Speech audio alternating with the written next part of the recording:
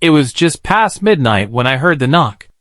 At first, I thought I imagined it, the kind of faint sound you dismiss when you're half asleep. But then it came again. 3 slow, deliberate knocks. The rain was hammering the roof, making the whole house creak. I hesitated, listening. My neighborhood wasn't exactly the kind of place where people showed up unannounced, especially not in weather like this. I grabbed my phone, but there were no messages, no missed calls. Curiosity, and a little dread, pulled me toward the door. When I opened it, she was standing there, soaked to the bone, hair plastered to her face, her breathing ragged. She didn't ask if she could come in. She just stepped forward, like she'd been running for miles, and finally found shelter. "I'm sorry," she whispered, dripping water onto the floor. I can't be out there anymore." I stared at her. "Do I know you?" She shook her head, eyes darting toward the street. I followed her gaze, empty road, rain falling in sheets, the occasional flicker of the street lamp at the corner. Her hands trembled as she pushed something into the pocket of her soaked jacket, as if making sure it was still there. I cleared my throat. "Look, I don't usually." That's when a shape moved under the street lamp. A man, tall, unmoving, head slightly tilted toward us. The girl froze. "Don't let him in," she whispered, her voice trembling. "No matter what he says. Please." I opened my mouth to ask what was going on, but she grabbed my arm with surprising strength. "If you trust me, even a little, you'll lock the door now."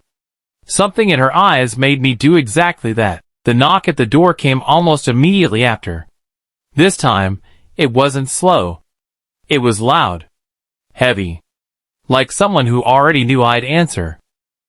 The pounding on the door didn't stop. It came in bursts. 3 hard knocks, a pause, then 3 more. Whoever was out there wasn't going away. The girl stood motionless beside me, every muscle in her body tense. Her eyes were locked on the door, as if she could see through it.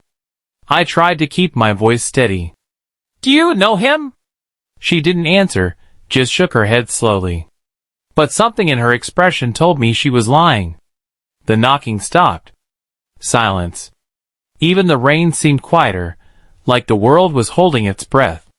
Then a voice. Deep, calm, almost polite. "Let me in!" "She's not who you think she is." I felt the girl's grip tighten on my arm. She mouthed something without sound. "Don't answer." My heartbeat was so loud I was sure he could hear it. Another knock, softer this time, almost friendly. "I'm just here to help. But if you keep her there, you're making a mistake." I looked at the girl. "What's going on?" I whispered. Her eyes darted toward the living room window. "He's not alone." I moved quietly to the side, careful not to draw attention, and pulled the curtain just an inch. She was right. There was a second figure, shorter, maybe a woman, standing by the street lamp. They didn't move, didn't even seem to breathe. Just watched. My phone buzzed in my pocket, making me flinch. Unknown number. One new message. "Let her go, or you'll regret it." I looked at her, and for the first time I saw genuine fear flash across her face. Not the kind of fear you fake to get sympathy. This was real. Before I could say anything, she stepped back from the door and whispered, "We need to move. Now!" "But?" She didn't wait for my answer. She grabbed my wrist and pulled me toward the back of the house. That's when the sound came, a single, sharp click from the front door. The sound of the lock turning. The click from the front door froze me in place. I knew I had locked it. I felt the deadbolt slide earlier. But that sound, that was the unmistakable twist of metal. "They're inside," she whispered. I spun around, scanning the hallway. "That's impossible." The floorboards near the entry groaned. Slow, measured steps. Whoever it was wasn't rushing. They were taking their time. "This way," she urged, pulling me toward the kitchen. My mind was racing. I had a back door, but it stuck half the time from the rain swelling the wood. We reached it. I grabbed the handle, yanked. It didn't budge. My hand slipped against the cold metal. Footsteps, closer now. Deliberate. Confident. She shoved past me and reached into her jacket pocket. For a second, I thought she was pulling out a weapon, but instead, she produced a small flash drive. She held it out to me. Take it. What is this? I hissed. They want this. If they catch me, make sure they don't get it. Hide it. Don't plug it into anything. Don't show it to anyone. The footsteps stopped. Silence. Then, a whisper from the dark hallway. You shouldn't have opened the door. My chest tightened. I scanned the kitchen for anything I could use. A knife, a chair, something. The girl motioned toward the pantry door. Hide. We can't both. She didn't let me finish. She shoved me inside, closed the door softly, leaving just a sliver open so I could see. A tall figure stepped into the kitchen, rain dripping from his coat. His head turned slowly, scanning the room. In his right hand, he held something, not quite a weapon, but heavy, metallic. I forced myself not to breathe too loudly. The girl stood in the middle of the kitchen, her shoulders squared. You're wasting your time, she said. He tilted his head, a smile playing at the corners of his mouth. Then why are you shaking? She didn't answer his question. Instead, she took one slow step backward, keeping her eyes on him. He mirrored her movement, stepping forward, his wet boots leaving dark prints on the tile. You know you can't run forever, he said, his voice calm, almost conversational. They'll find you no matter where you go. The word made my stomach twist. How many of them were there? From my hiding spot in the pantry, I could see her left hand twitching, almost like she was counting down in her head. Her right hand slipped into her jacket pocket again, the same pocket where the flash drive had been.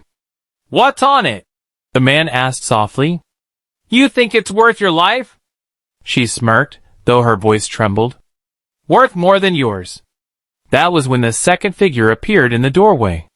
Shorter, wearing a hood pulled low over their face. They didn't speak, just blocked the exit. The man's smile widened. You really thought you could hide here? In his house? His gaze shifted, straight toward the pantry. My heart pounded so hard, I thought the door would rattle. He took one step closer. The girl moved fast. She grabbed a heavy cast iron pan from the counter and swung. The sound was sickening, metal against bone. The man staggered back, his coat catching on the table's edge. Run! She yelled. I burst from the pantry, grabbing her arm. The hooded figure lunged toward us, but the girl shoved me toward the back door. This time, it flew open with a violent pull, the rain slamming into us like a wall. We sprinted into the yard, mud splashing under our feet. I could hear them behind us, not stumbling, but chasing with precision, like they'd done this before. She shouted over the storm. There's a car in the alley! Keep moving! Lightning flashed, and for a split second, I saw her face clearly. Not just fear. Determination. Whatever was on that flash drive, she was willing to risk everything for it. And now so was I. We reached the alley, lungs burning, shoes slipping in the mud. At the far end, an old black sedan sat idling, exhaust mixing with the mist. Get in! She shouted, fumbling for keys. I hesitated. Wait, how do you know this car is here? She didn't answer. Just threw the passenger door open and slid behind the wheel. Something in my gut screamed at me to stop. But the sound of boots hitting the puddles behind us snapped me into motion. I dove into the seat, and she slammed the accelerator before the door was even closed. The tires screeched on wet asphalt. The alley blurred past, then we were on the main road, speeding into the dark. I tried to catch my breath. You're going to tell me what's going on! Now! She gripped the wheel so tightly her knuckles were white.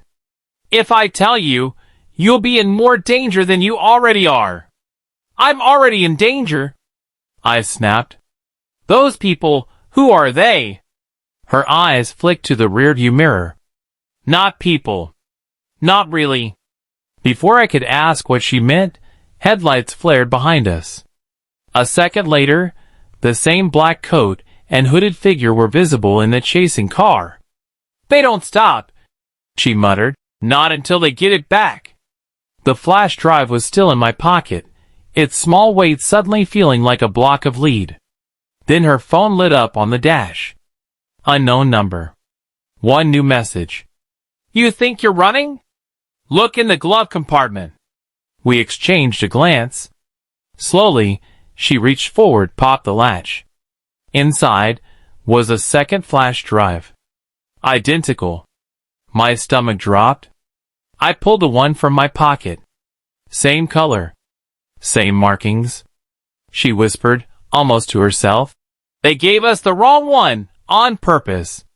The headlights behind us grew brighter. They don't want the truth hidden, she said. They want it delivered. And before I could respond, she swerved off the road into the trees, killing the headlights. The chasing car roared past. We sat in silence, rain ticking on the roof. Finally, she looked at me. If you keep that drive, your life changes forever. You ready for that? I stared at the tiny object in my hand, the weight of her words sinking in. Somewhere deep inside, I already knew my answer. If you want to know what's really on that drive, you'll have to stick around. Subscribe.